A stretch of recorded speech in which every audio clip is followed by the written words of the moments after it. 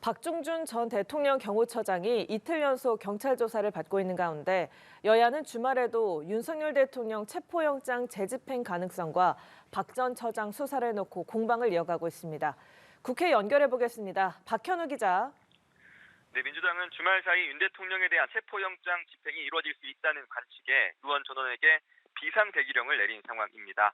윤 대통령 체포 저지를 주도한 혐의를 받는 박종준 전 처장의 경찰 자진 출석과 사표 수리를 두고서는 이틀 연속 맹공을 이어갔는데요.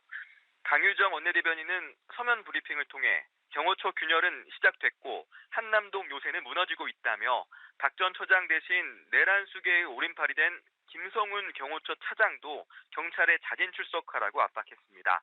그러면서 경호처 수뇌부를 갈아치우며 북치고 장구치는 쇼를 해봤자 체포영장 집행이 아무런 변수가 되지 않는다며 윤 대통령이 지킬 수 있는 마지막 국격은 한남동 관저에서 스스로 걸어 나오는 것뿐이라고 쏘아붙였습니다.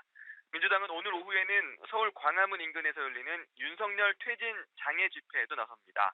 다만 지도부 차원이 아닌 자율 참석 형태로 의원들이 연단에 올라 발언을 하는 등 공식 행보에는 나서지 않을 것으로 전해졌습니다.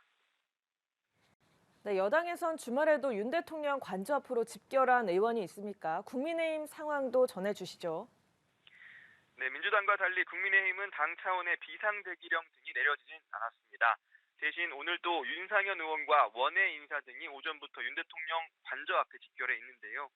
윤 의원은 연합뉴스TV와 통화에서 박 전 처장이 체포영장 재집행 시 발생할 수 있는 불미스러운 사태를 막기 위해 관계당국에 수차례 필요한 조치를 요구했지만 거절당해서 사임한 것이라고 말했습니다. 권성동 원내대표도 SNS 입장문을 통해 만에 하나 유혈 충돌까지 발생한다면 민주당의 책임이 작지 않다며 월권적 행태로 수사를 해온 공수처와 경찰 역시 책임의 당사자라고 지적했습니다. 그러면서 대통령과 여야 정당 그리고 사법부 모두 적법 절차의 원칙을 무겁게 되새겨야 한다며 절차적 흠결로 만들어진 결과는 대혼돈의 시작이 될 뿐이라고 강조했습니다.